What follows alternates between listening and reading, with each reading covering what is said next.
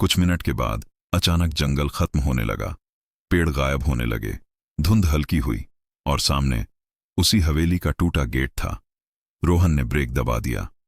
चारों डर से जम गए। नेहा फुसफुसाई, हम वापस यहीं आ गए। अमित की सांसें रुक गईं। हमें जंगल ने यहीं वापस ला दिया। प्रिया की आंखों से आंसू बह निकले। हमें अंदर जाना पड़ेगा, बिना अंदर गए हम इस रास्ते से निकल नहीं पाएंगे। चारों ने एक दूसरे का हाथ पकड़ा। हवेली अंधेरे में उनका इंतजार कर रही थी, जैसे जानती हो कि वे लौटेंगे, जैसे उन्हें आजाद करने के लिए उसके भीतर छुपा अंतिम सच जानना पड़ेगा।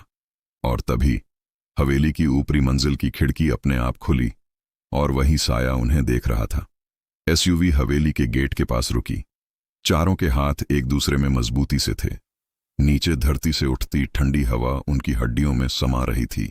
ऊपर की खिड़की से वो साया अभी भी निगाहें गड़ाए खड़ा था। अमित ने धीरे कहा, यह सही वक्त है बेसमेंट का असली सच देखने का। रोहन ने झुककर एसयूवी से बाहर कदम रखा। चारों ने सांसों को संभाला और हवेली की ओर बढ़े। जैसे ही उन्होंने मुख्य दरवाजा खोला, पुरानी लकड़ी की खड़खड़ाहट गूंज उठी। हर आवाज के साथ अंधेरा और गहरा होता गया। तहखाना का ढक्कन खुला। चारों धीरे धीरे नीचे उतरते गए। हर कदम पर धूल उड़ रही थी और टॉर्च की रोशनी पर प्राचीन प्रतीक चमक रहे थे। वहां वही गोल निशान था, दीवारों पर लाल खून की लकीरें, फर्श पर बिखरी राख और चारपाई पर पड़े पुराने रस्से। तभी साया अचानक सामने उभर आया, लंबा मुड़ा हुआ और इंसानी शक्ल से परे। आंखें लाल, मुस्कान गहरी, और उसके चारों तरफ हवा घूम रही थी, जैसे तहखाना खुद जी रहा हो। नेहा चिल्लाई, ये क्या है? कैसे रोकें हम इसे? अमित ने गहरी सांस ली। ये एक पुरानी आत्मा है। इसका बंधन तोड़ दिया है और हमने इसे जगाया है। साया धीरे धीरे उनके चारों तरफ घूमने लगा। दीवारों से आवाजें गूंजने लगीं, मत जागो, हमसे ना बचोगे, वक्त खत्म है। चारों डर और डरावनी ठंडी हवा के बीच फंस गए। रोहन ने टॉर्च को निशान पर फेंका। साया झटका खाकर पीछे हट गया, लेकिन यह केवल आरंभिक लड़ाई थी। जैसे ही साया वापस रुका, अमित ने चारों को इकट्ठा किया। सुनो, मुझे लगता है इसका सच पता है। ये इकाई उस हवेली के मालिक का बेटा था, जो बचपन में किसी जादुई अनुष्ठान में बंद हो गया था। उसके साथ कुछ गड़बड़ हो गई और उसकी आत्मा यहां अटकी रही। प्रिया कांपते हुए बोली, पर कैसे? ये इतना पावरफुल है?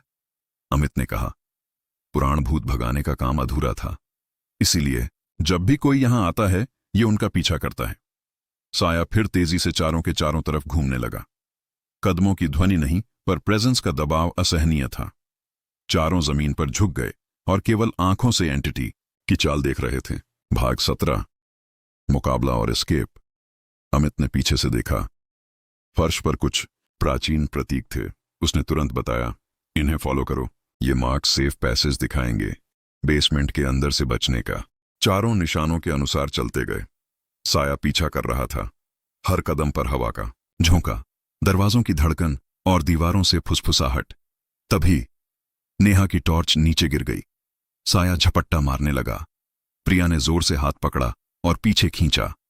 रुकते ही अमित ने पुरानी किताब निकाली, जिसमें उस एंटिटी को वापस बंद करने का तरीका लिखा था।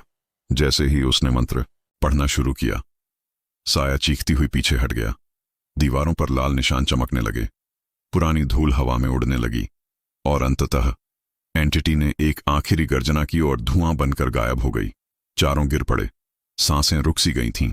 बस कुछ सेकंड बाद तहखाना की ठंडी हवा सामान्य हो गई। दीवारें स्थिर, फर्श स्थिर, सब कुछ शांत लगने लगा।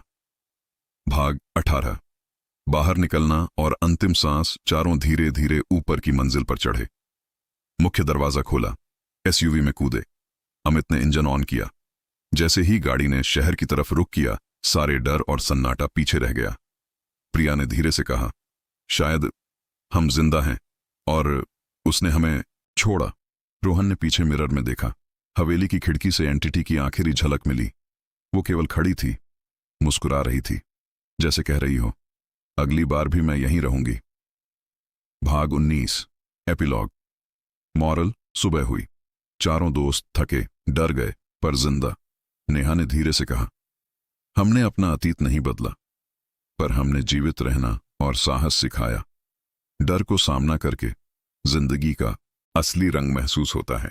अमित मुस्कुराया। हर एडवेंचर थ्रिल नहीं होता, कभी कभी वो हमें हमारी लिमिट दिखाता है, और असली बॉन्डिंग वही है जब हम एक साथ सरवाइव करते हैं। रोहन और प्रियासिर हिलाते हुए खामोशी से सहमति में थे। चारों अपने एसयूवी में बैठे और धीरे धीरे सिटी की रोशनी में गायब हो गए, पर हवेली अभी भी वहीं थी, अंधेरी, टूटी और अपनी अगली रात के लिए इंतजार करती हुई।